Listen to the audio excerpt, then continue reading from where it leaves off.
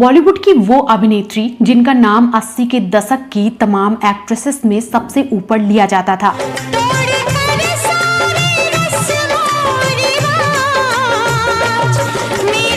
और जिनकी अभिनय क्षमता की कायल पूरी दुनिया रही, जो न केवल एक टॉप अभिनेत्री रही बल्कि इनकी खूबसूरती भी लाजवाब मानी गई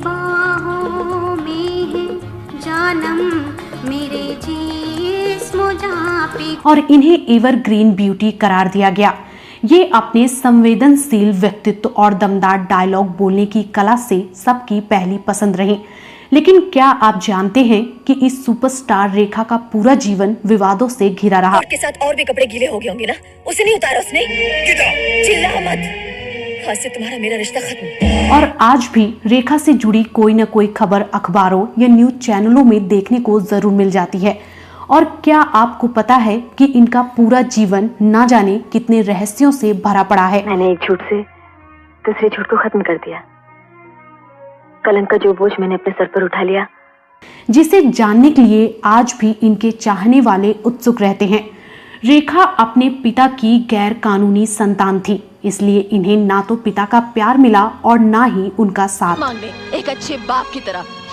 अगर आप लोग अच्छे बाप होते तो मॉरिशस आकर अपनी बेटी को बाप का नाम दे। बॉलीवुड के 6 दिग्गज अभिनेता इनके प्यार में पड़े। इसके अलावा इन्होंने 2 शादियां की और फिर अपनी एक फीमेल मेकअप आर्टिस्ट के साथ एक घर में रहने लगी, जिसको लेकर आज भी सब हैरान हैं। लेकिन हम यहाँ रहेंगे तो मुफ्त में नहीं रहेंगे, मेहनत मजदूरी करेंगे। हाँ, वो जो मौसी दूध पहुंचाने जाया करती थी तो क्यों रेखा आज तक की सबसे विवादित अभिनेत्री मानी गई और क्यों विधवा होने के बावजूद भी ये अपनी मांग में सिंदूर भरती हैं और क्यों आज भी उनकी जिंदगी, उनका बंगला और उनकी मेकअप आर्टिस्ट से रिश्ता एक रहस्य बना हुआ है। बताएंगे और भी बहुत कुछ, तो आप बने रहिए हमारे साथ।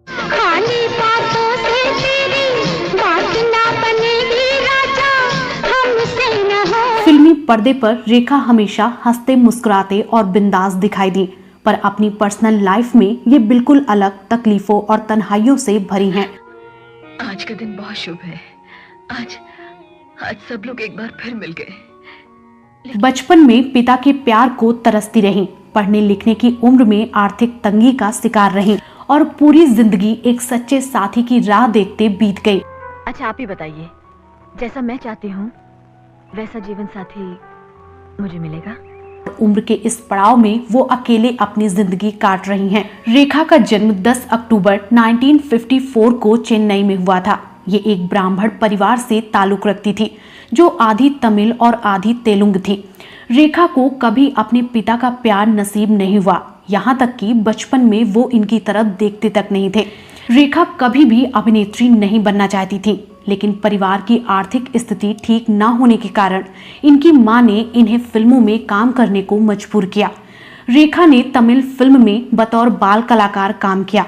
1969 में हीरोइन के रूप में ये एक कन्नड़ फिल्म में नजर आई और फिर इन्हें बॉलीवुड से भी काम मिलने लगे। लेकिन करियर की शुरुआत में ही रेखा के साथ कुछ ऐसा हुआ जिसे वो अब तक भूल नहीं पाए। ये साल 1969 में बन रही फिल्म अनजान सफर थी। इसी फिल्म के दौरान रेखा को बिना बताए उनके साथ एक किसिंग सीन किया गया, जिसको लेकर उस समय खूब बवाल हुआ। बवाल इतना बढ़ा कि ये फिल्म 10 सालों तक रिलीज नहीं हो पाई, क्योंकि जब ये घटना रेखा के साथ हुई तब वो मात्र 15 साल की थी। गंदी नाली के कीड़े, मुझे नहीं मालूम था कि तुम्हारे खून में इतनी नीचता और कमीनापन है।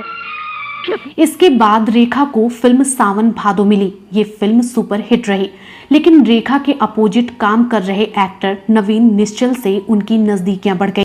कान में झुमका, चाल में ठुमका, कमर पे चोटी लटके, हो गया दिल का पुर्जा। और इस रिश्ते ने खूब सुर्खियां भी बटोरी, लेकिन बाद में नवीन किसी और के प्यार में पड़ गए और रेखा का दिल टूट गया। दुनिया के कानून जानती, दिल की दुनिया से मैंने जिंदगी शुरू की थी, बस उसी दिल के कानून। नवीन के बाद रेखा की जिंदगी में दस्तक देने वाले एक्टर थे जितेंद्र। लेकिन जितेंद्र की पहले से एक गर्लफ्रेंड थी, जिसे वो छोड़ने के लिए तैयार नहीं थे। इस बात को लेकर रेखा और जितेंद्र में मनमुटाव हुआ। जितेंद्र ने तो यहाँ तक कह दिया कि वो सिर्फ रेखा के साथ टाइम पास कर रहे।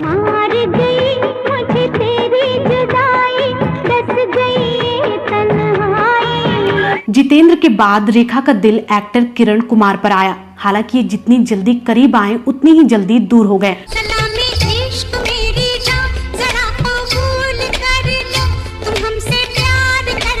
कुछ फिल्मों में एक साथ काम करने के दौरान उनकी जिंदगी में एंट्री हुई विनोद मेहरा की। विनोद पहले से 2 शादियां कर चुके थे। रेखा विनोद मेहरा में अपना सच्चा प्यार देख रही थी और दोनों ने शादी कर ली।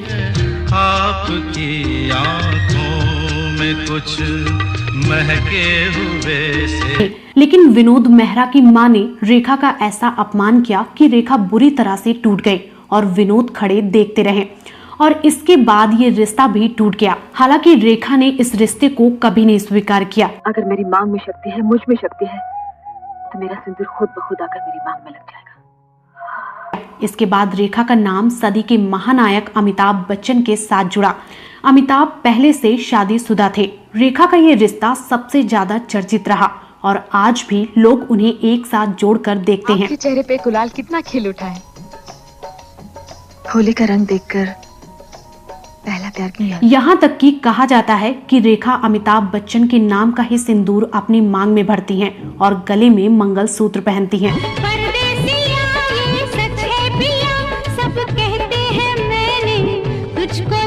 लेकिन इन दोनों का रिश्ता हमेशा खामोश रहा। फिर रेखा और राज बब्बर का नाम एक साथ जुड़ा, लेकिन ये रिश्ता भी नहीं टिका। इसके बाद रेखा पर संजय दत्त को फंसाने का आरोप लगा, जिसके बाद रेखा ने संजय से भी दूरी बना ली। पल में हंसाए और पल में रुलाए ये कहानी। फिर रेखा ने दिल्ली के एक बिजनेसमैन मुकेश अग्रवाल से शादी कर ली और अपना घर बसा लिया। लेकिन किन्हीं कारणों से पति की मौत हो गई और पति की मौत का जिम्मेदार भी रेखा को ठहराया गया। अब रेखा अपने बंगले में फरजाना के साथ रहती हैं। फरजाना जो पुरुषों की तरह कपड़े पहने नजर आती हैं और पिछले 35 साल से रेखा के साथ है।